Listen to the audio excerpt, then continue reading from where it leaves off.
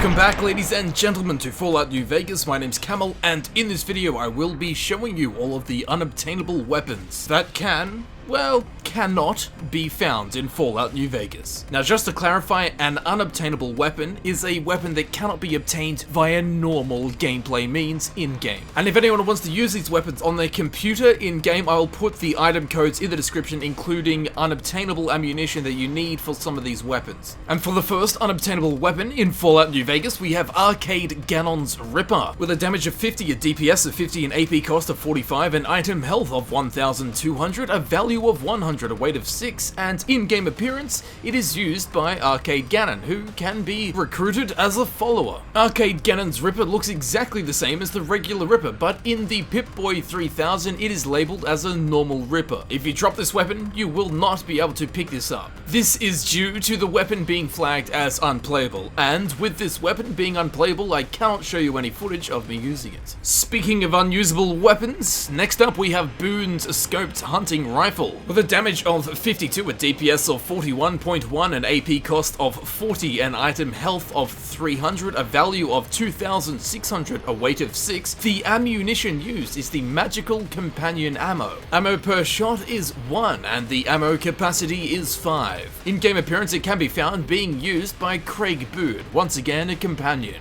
Boone's Scoped Hunting Rifle looks incredibly weathered, its barrel is rusted, and the end of the stock is duct taped on. If the weapon is dropped, it cannot be picked back up, and once again this is due to the weapon being marked as unplayable. And for the next unobtainable weapon, we have the Deathclaw Gauntlet, with a damage of 20, a DPS of 32.6, an AP cost of 26, an item health of 600, a value of 150, and a weight of 10. In-game appearance is not applicable because this weapon was in fact cut from the game. The Deathclaw Gauntlet is the hand of a Deathclaw strapped to the user's arm. It ignores enemy armor, as did the version in Fallout 3, and it looks identical. Although the standard Deathclaw Gauntlet is cut content, the Fist of Raw, a unique version of the gauntlet, appears in the Lonesome Road DLC. So be sure not to get those two confused. The Deathclaw Gauntlet, is a cut weapon and is unobtainable.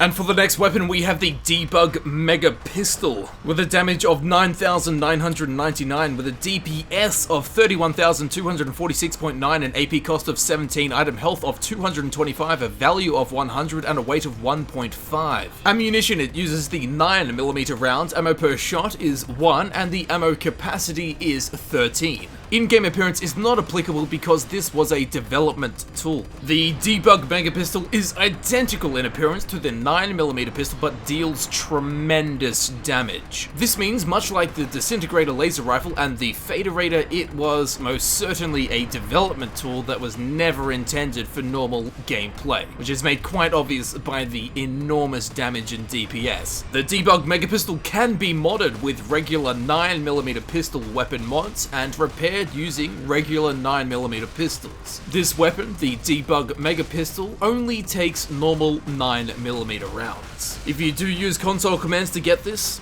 enjoy your time with it.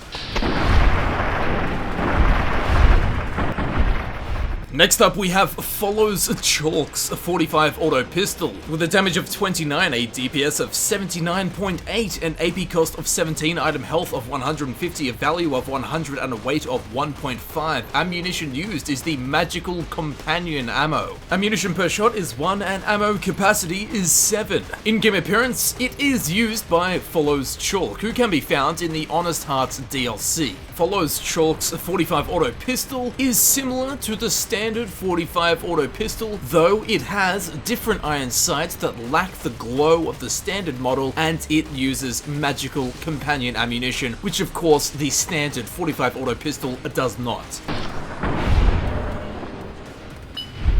For the next weapon, we have Follows Chalk's War Club, with a damage of 24, a DPS of 83, an AP cost of 21, an item health of 200, a value of 75, and a weight of 3. In-game appearance, it is found being used by Follows Chalk, who of course can be found in the Honest Hearts DLC. Follows Chalk's War Club is more decorated than a normal War Club and has a main. It is decorated with beads, feathers, and sinew. However, it should be noted that this is identical to a war club that has been upgraded with the war club castings in both appearance and damage. So it's nothing special after all.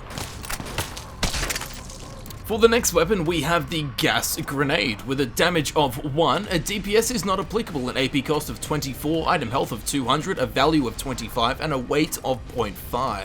In-game appearance, it is thought to be used in the quest Birds of a Feather. The gas grenade is a non-lethal thrown weapon that produces a gas/smoke-like substance on detonation. It cannot be placed in containers or picked up if dropped. The gas grenade is thought to be a cut weapon, and this item only exists in the game files and cannot be obtained without the use of console commands. Though there is no obtainable version of the gas grenade, what is most likely a thrown gas grenade is seen in the quest The Birds of a Feather. However, this has not been confirmed, only speculated.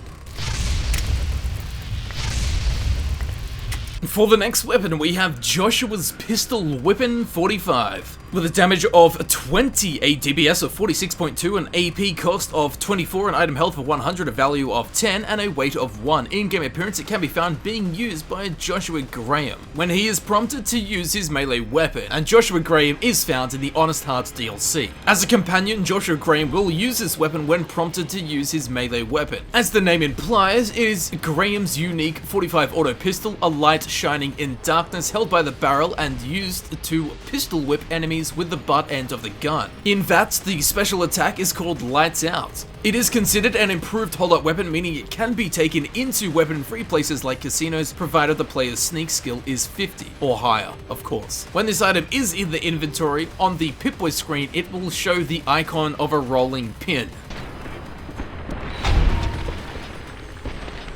And for the next weapon, we have Lily's Assault Carbine. With a damage of 18, a DPS of 216, an AP cost of 20, an item health of 750, a value of 3,950, and a weight of 6. The ammunition used is the Magical Companion Ammo. Ammo per shot is 1, and ammo capacity is 24. In-game appearance, it is used by the Companion Lily. Lily's Assault Carbine has the appearance of a normal assault carbine with a suppressor mod, but if the player obtains it, the suppressor will not be shown due to the first-person mode being set to normal assault carbine. However, when the player equips it, it disappears off the player's back and out of the inventory, rendering the weapon unfortunately unplayable. For the next weapon, we have Lily's Gauntlet. With a damage of 20, a DPS of 21.8, an AP cost of 28, an item health of 500, a value of 100, a weight of 6, and in-game appearance is not applicable. Not only is it not obtainable, it's a cut weapon, and cannot even be found on Lily the Companion. Physically, it appears to be a modified gandering glove with additional reinforcements to the material, as well as some foam padding wrapped over the knuckles. And once again, if you the player equip this weapon, it will appear as if the player is unarmed, and Lily's Gauntlet will disappear from your inventory, rendering this weapon also unplayable. Next, we have Lily's Vertibird Blade. With a damage of 24, a DPS of 43.2, an AP cost of 38, an item health of 1,000, a value of 130, and a weight of 12. In-game appearance, this can be found being used by Lily the Companion. Lily's Vertibird Blade is a huge sword made from a vertibird rotor strapped to a long piece of wood via leather straps. If asked how she obtained it, Lily states she found Daisy Whitman's downed vertibird near Klamath, and Leo told her how to make it. With it, Lily may randomly knock down enemies in a manner similar to Rex. Once again, the player cannot equip it, therefore, once again, if the player attempts to equip this weapon, it will disappear from the inventory and will not show up in the player's hands, rendering this weapon also unplayable. And next up, we have the Mean Super Sledge. With a damage of 85, a DPS of 127.5, an AP cost of 38, an item health of 750, a value of 180, and a weight of 20. In-game appearance, it can be found being used by the Mean Son of a Bitch. It's my weapon, apparently. The Mean Super Sledge is a version of the Super Sledge, and as mentioned before, it is wielded by the super mutant, the Mean Son of a Bitch. It is a non-player character weapon and therefore cannot be looted or disarmed from the Mean Son of a Bitch. Compared to the normal Super Sledge, it has a higher base damage, higher critical damage, higher attack speed, and much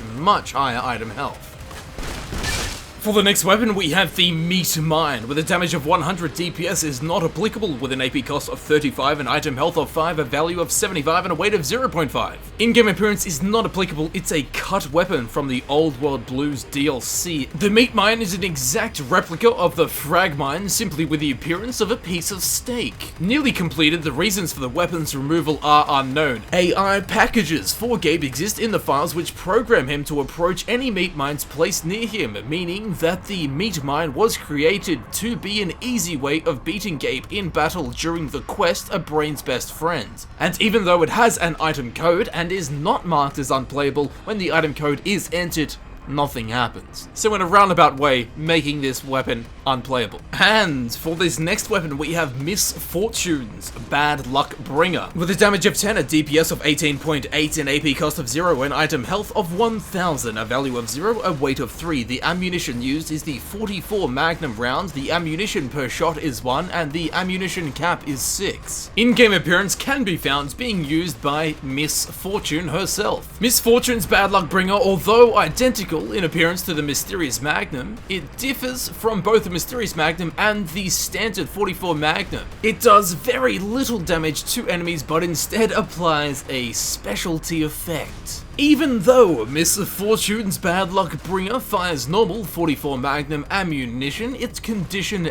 never degrades. Misfortune's gun triggers the game to create a fortune percentage for the target. With this fortune percentage, it will apply one of Misfortune's Bad Luck Bringer's many special misfortunate effects. For example, with a single shot, you can stun an enemy. They will be frozen in place, paralyzed for 10 seconds. Or, with a single shot, you can hit one enemy with one bullet, yet send 50 enemies hurtling through the air. Occasionally, when you fire Misfortune's Bad Luck Bringer, all grenades from your inventory and the enemy's inventory will exit your inventories and become free to the world. Misfortune's Bad Luck Bringer also has some non-official effects. As you can see here, enemies are being spaghettified. They will be shot and their assets will crumble into a pile and roll away, yet still being attached with these long spaghettified textures of skin. Combine this with some of Misfortune's Bad Luck Bringer's other effects and you can get a pretty messy scene,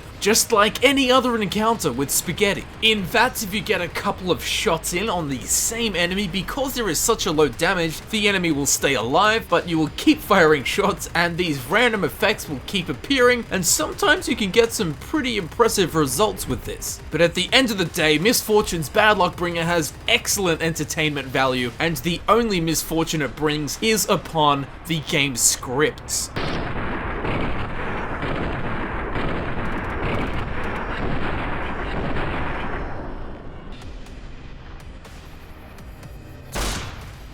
And following in the footsteps, we have the Mysterious Stranger's 44 Magnum. With a damage of 9000, a DPS of 16,875, an AP cost of 0, an item health of 1000, a value of 0, a weight of 3, and the ammunition used is the 44 Magnum round, the ammunition per shot is 1, and the ammunition capacity is 6. This is, of course, used by the Mysterious Stranger. The Mysterious Stranger's 44 Magnum is nearly visually identical to the Mysterious Magnum. The only difference is the in-game detail of the drawing on the handle on the Mysterious Stranger's 44 Magnum has much less quality than the drawings on the handle of the Mysterious Magnum. However, even though there's less detail physically on the weapon, the Mysterious Stranger's 44 Magnum deals an unstoppable 9,000 damage per shot, making it the most powerful usable weapon in the game after the Debug megapistol. Even though the Mysterious Stranger's 44 Magnum fires normal 44 Magnum ammunition, its condition never degrades. It has no Pip-Boy icon, and within the Pip-Boy interface it is referred to as the 44 Magnum, not the Mysterious Stranger's 44 Magnum. It cannot be picked up once dropped out of the inventory due to a game engine setting that disallows pickup by the player. When the Mysterious Stranger's 44 Magnum is drawn from the holster, it plays the sound that plays when the Mysterious Stranger himself appears in VATS. The Mysterious Stranger's 44 Magnum will not use 44 Magnum hollow point, hand load, or special rounds, only standard 44 Magnum rounds.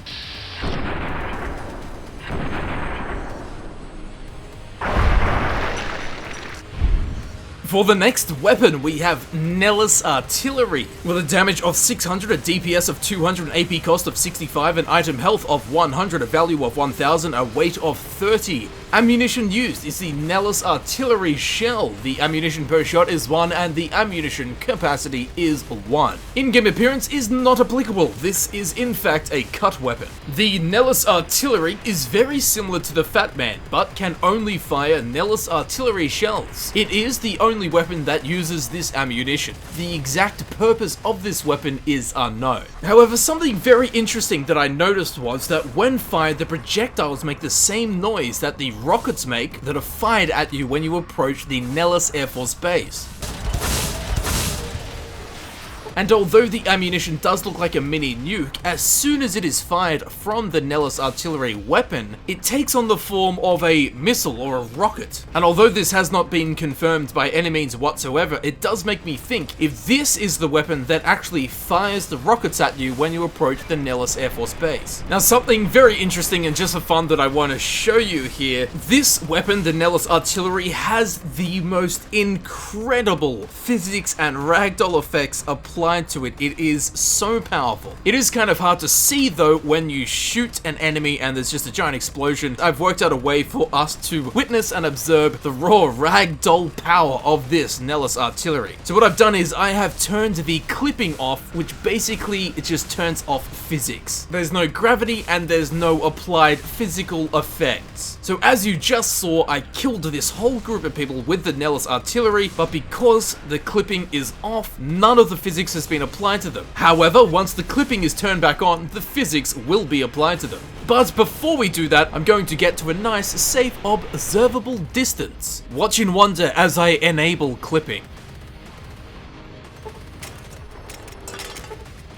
So as you saw firsthand, the Nellis Artillery actually applies Team Rocket from Pokemon physics. It sent the bodies flying infinitely in a straight line in all directions. Pretty impressive weapon. And for this next weapon, we have the Oliver Anti-Materiel Rifle. With a damage of 150, a DPS of 67.2, an AP cost of 25, an item health of 175, a value of 5,600, a weight of 20. The ammunition used is the 50 mg, the ammunition per shot is 1, and the ammunition capacity is 8. In-game appearance, it is used by an NCR sniper at Hoover Dam. However, if killed, he will drop a normal anti-materiel rifle. The Oliver Anti-Materiel Rifle functions very much the same as the standard anti-materiel rifle, with increased damage, health, and no spread, but decreased critical hit damage bonus. It is used by an NCR sniper at Hoover Dam during the final battle, if the player is working for Caesar's Legion. However, the player not only needs to be serving the Legion to access Oliver's compound, but they need to fail the speech checks against General Oliver to explore the cell in which the sniper holding this weapon is found. The Oliver Anti-Materiel Rifle will not be obtainable from the sniper wielding it even if killed, as he will drop a normal anti-materiel rifle and his corpse will still be holding this one, the Oliver Anti-Materiel Rifle. It will appear in the Pip-Boy as an anti-materiel rifle, but it cannot be stored or picked up if dropped. This is due to it being marked non-playable. Equipping this weapon will cause it to be permanently locked in the player's inventory, as it is an item that cannot be dropped or replaced with another weapon.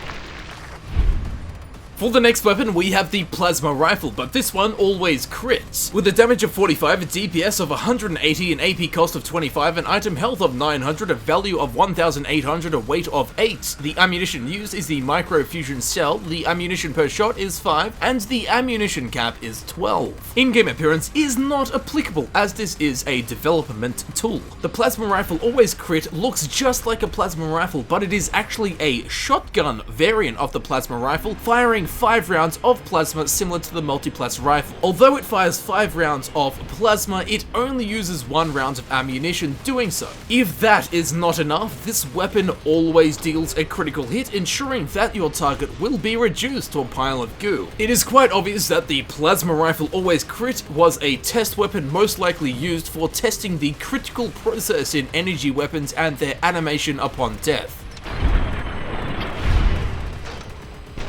And for this next weapon, we have Plasma Rifle Weak. With a damage of 3, a DPS of 12, an AP cost of 25, an item health of 900, a value of 1,800, a weight of 8. The ammunition used is the micro fusion cell, ammunition per shot is 1, and the ammunition cap is 12. In-game appearance is not applicable, this was a development tool. As the name suggests, Plasma Rifle Weak, the damage caused by this plasma rifle is extremely weak. Judging by the damage and the name, this was most likely a development weapon used for testing the animations of non-lethal hits with energy weapons. It cannot be picked up again once dropped out of the inventory due to a game engine setting that disallows pickup by the courier. And although this is super weak and doesn't have an insane critical rating, it can still get the job done.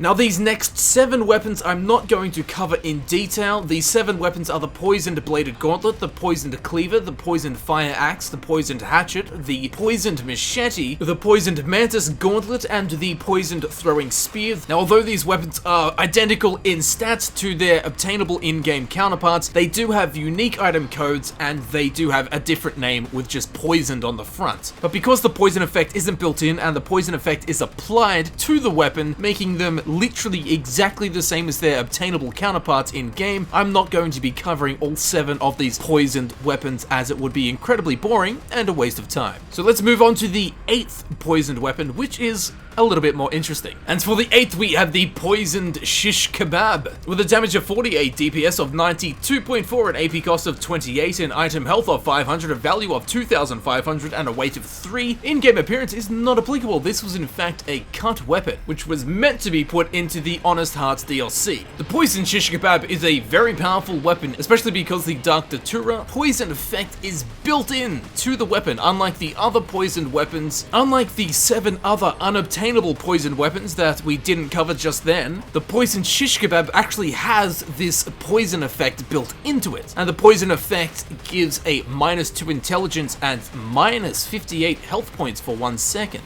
When you hit an enemy once, they will begin to smolder and smoke. Upon hitting them twice, they will burst into flames. So you've got burning effects, you've got the actual damage of hitting them with a freaking sword, and then you have the poison effect. So the Poisoned Shish Kebab is actually a pretty damn powerful weapon.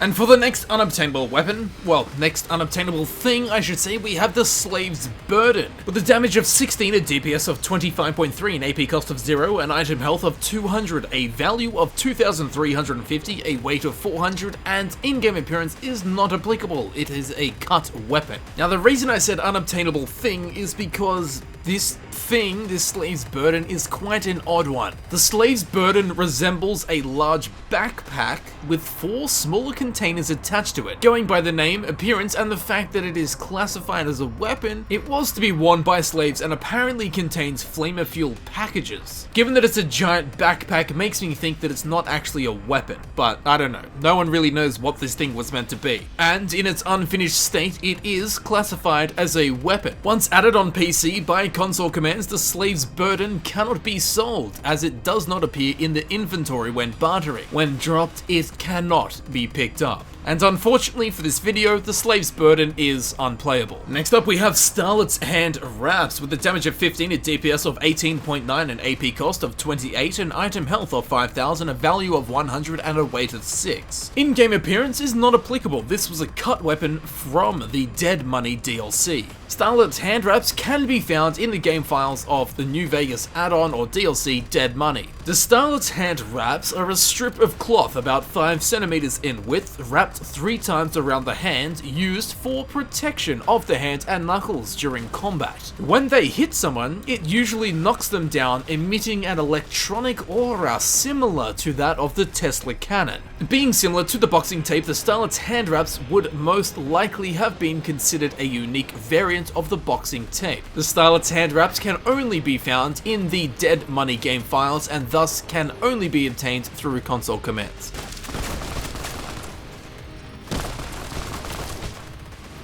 For the next weapon, we have the Stun Baton with a damage of 12, a DPS of 27, an AP cost of 0, an item health of 100, a value of 110, a weight of 1. In-game appearance is not applicable, this is a cut weapon. It is rumored that the Stun Baton was meant to be Eddie's melee weapon that was cut from the game. It was designed so that when an NPC was hit, they would suffer the same incendiary effects as the flamer or shish kebab. In the GEC, it has the editor ID, Eddie's Stun Baton. It also has an upgraded version called Electrical Zap, a name shared with Eddie's laser beam attack. However, this Stun Baton was completely unfinished and cannot be equipped by the player, therefore rendering this Stun Baton unplayable. For this next weapon, we have the Stun Grenade with a damage of 15 and 100 damage to fatigue. DPS is not applicable, AP cost of 24, an item health of 5, a value of 50, and a weight of 0.5. In-game appearance is again not applicable as this Stun Grenade is a cut weapon. If a critical hit is achieved when using this weapon, the enemy will be reduced to a pile of ash, just like a critical hit from a laser-based weapon.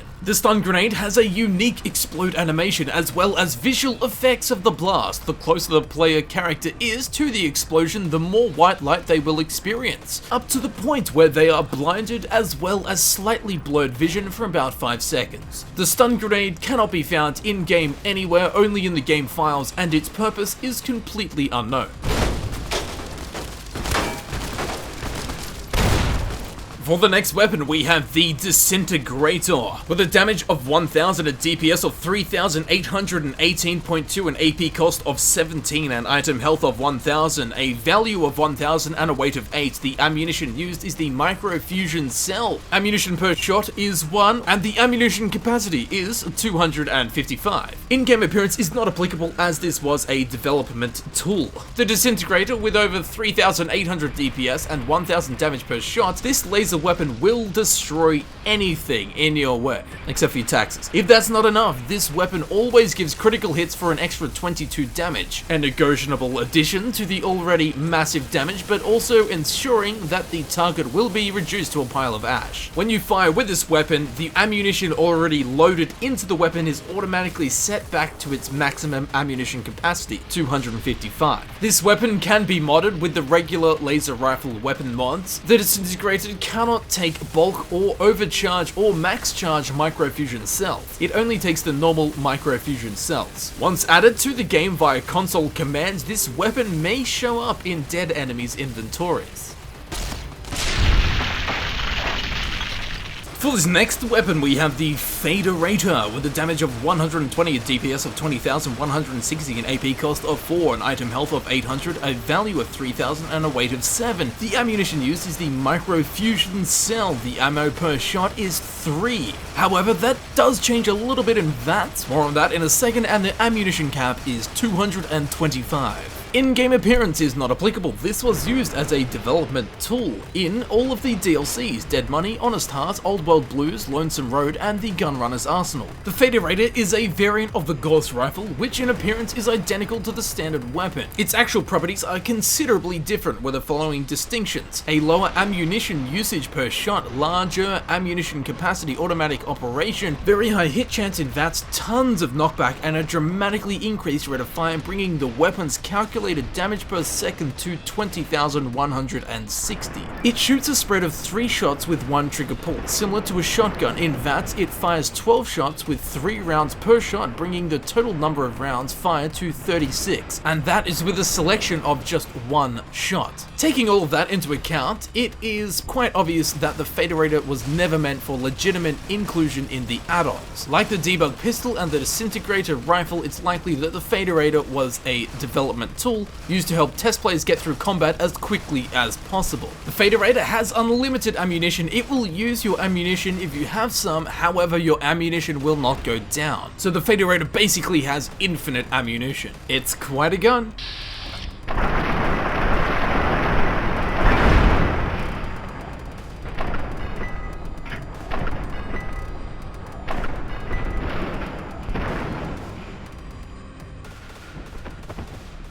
And for this next weapon, we have Waking Cloud's Yagwai Gauntlet, with a damage of 28, DPS of 40, an AP cost of 22, an item health of 500, a value of 150, and a weight of 10. In-game appearance, it can be found being used by Waking Cloud, who can be found in the Honest Hearts DLC. Waking Cloud's Yagwai Gauntlet is a unique variant of the normal Yagwai Gauntlet. Its stats are identical to the standard Yagwai Gauntlet, with the exception that it has a higher rate of attack. Waking Cloud's Yagwai Gauntlet will deliver the most painful high five of all time.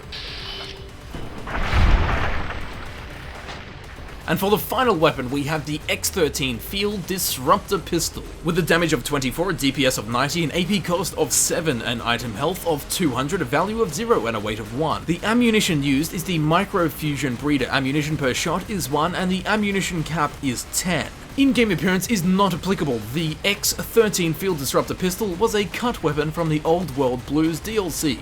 The X13 Field Disruptor Pistol uses the laser pistol model. However, the similarities end there. The projectile fired from the X13 Field Disruptor Pistol has the same impact data of a Power Fist. Quite an interesting little pistol there. It's only a wonder why this was taken out of the game.